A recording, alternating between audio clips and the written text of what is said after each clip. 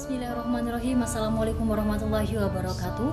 Yang saya hormati Bapak Ahmad Fikri Al-Salam, SHI MHI, selaku dosen pengampu mata kuliah Hukum Acara Peradilan Agama. Perkenalkan, nama saya Indah Ibadah dengan NIM 19103. Di sini saya akan membahas materi tentang produk hukum pengadilan agama.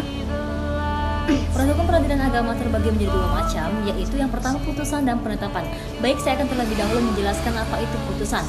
Putusan dalam bahasa Belanda yaitu vonis atau al-qada dalam bahasa Arab, yaitu produk pengadilan yang kedua belah pihak mempunyai perkara, yaitu tergugat dan penggugat. Nah, dalam produk pengadilan ini dapat diistilahkan sebagai produk pengadilan yang sesungguhnya. Selanjutnya, bentuk dan isi putusan. Bentuk dan isi putusan terbagi menjadi 8 macam. Yang pertama, bagian kepala putusan. Yang kedua, nama pengadilan agama yang memutus dan jenis perkaranya. Yang ketiga, identitas pihak-pihak. Yang keempat, duduk perkaranya. Yang kelima, tentang pertimbangan hukum. Yang keenam, dasar hukum. Yang ketujuh, diktum atau amar hukum. Yang kedelapan, penutup. Baik, bagian kepala putusan. Nah, bagian ini membuat kata putusan. Nah, di bawah kata itu ada nomor putusan, yaitu nomor urut pendaftaran perkara, diikuti dengan garis miring dan juga tahun pendaftaran.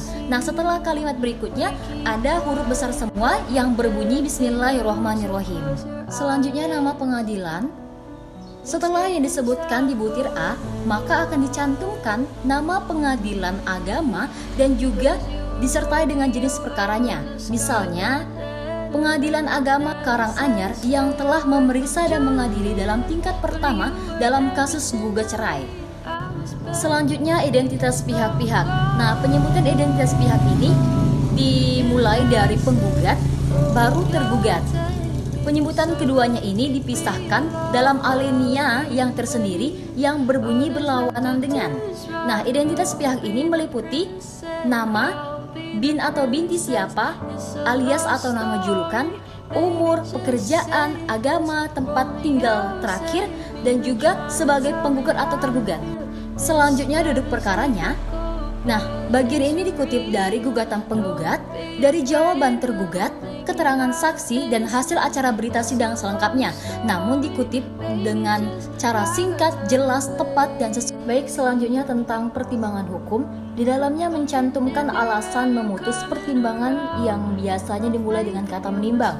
Nah, di dalam bagian ini diutarakan duduk perkaranya terdahulu, yaitu keterangan pihak-pihak berikut dalil-dalilnya, alat bukti, dan lain-lain. Selanjutnya, dasar hukum. Dasar memutus biasanya dimulai dengan kata mengingat. Nah, di dalam ini, bagian ini disebutkan dasar hukum putusan baik yang bersumber dari perundang-undangan negara maupun dari dasar hukum syara.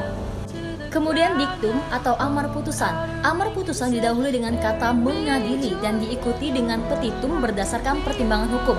Nah, di dalamnya terdapat hal-hal yang dikabulkan atau yang ditolak. Selanjutnya, penutup. Nah, memuat kapan putusan dijatuhkan dan dibacakan dalam persidangan yang terbuka untuk umum, majelis hakim yang memeriksa, panitera yang membantu, kehadiran apra pihak dalam pembacaan keputusan.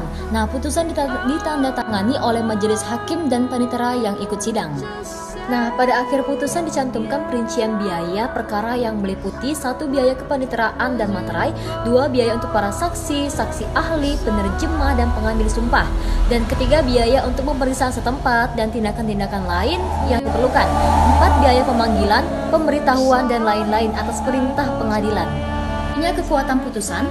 Putusan pengadilan memiliki 3 kekuatan. Yang pertama, kekuatan mengikat. Yang kedua, kekuatan bukti. Yang ketiga, kekuatan eksekusi.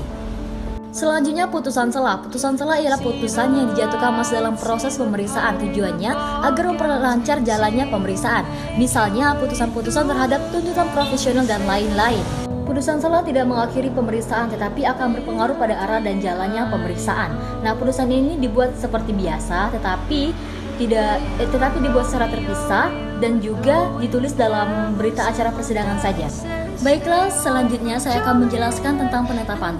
Penetapan dalam bahasa Arab yaitu al-isbat, berarti pernyataan hakim yang dituangkan dalam bentuk tertulis dan diucapkan dalam sidang terbuka untuk umum sebagai hasil dari pemeriksaan perkara atau volunteer.